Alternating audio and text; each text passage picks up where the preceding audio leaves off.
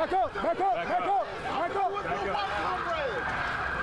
Just run over there. Your name is put your hand in these shoes.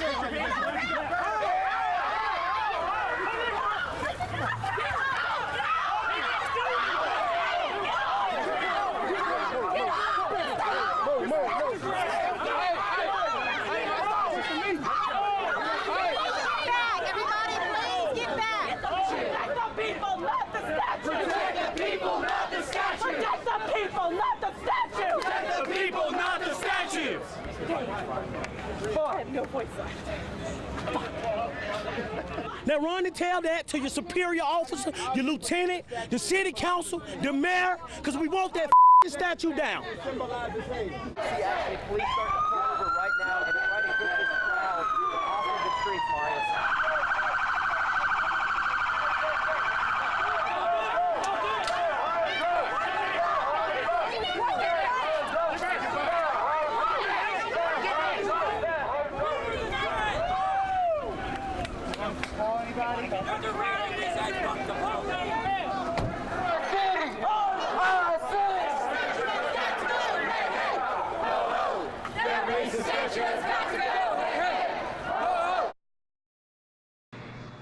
Crop dusters fly low,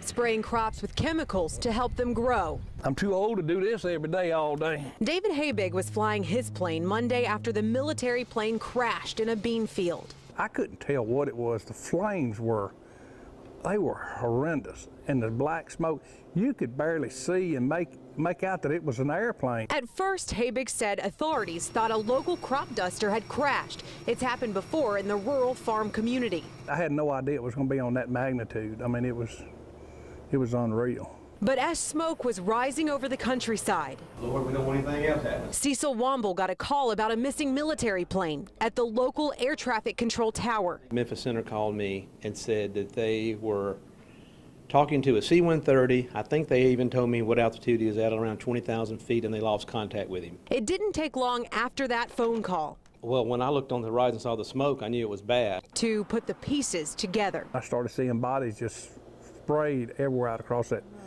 bean field. And I saw about 7 or 8 bodies. It was just a real horrific scene. It just, like something you'd see in a movie. Habig told me some of the bodies were at least 2 miles from the crashed plane. I just hope the people will let those families grieve, you know.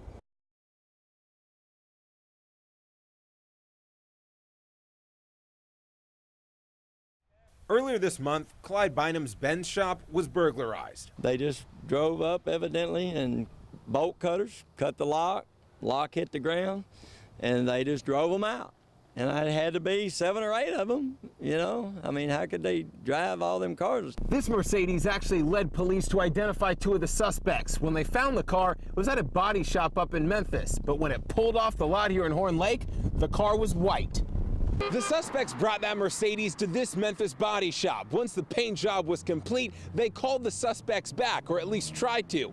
And that's when they realized that Mercedes was stolen. The body shop checked the glove box and found the real owner. Police then snagged the surveillance video that showed the 2 suspects, who were careful to cover their tracks. That's even the glove that they had on when they, I guess, drove it over there. They didn't want their fingerprints in it. Clyde now has that car. Police recovered others at the Shelby Pines apartment complex. They found 4 of them within an hour. Clyde even found one himself at the apartments. I blocked him in with my personal car. He didn't even put it in park. He just jumped out and took off running. The whole ordeal hasn't been cheap. It's cost me about $5,000. But Clyde told me his customers have been understanding, and he's certainly learned his lesson. I've since put in a security system that if they come back, I'll get them.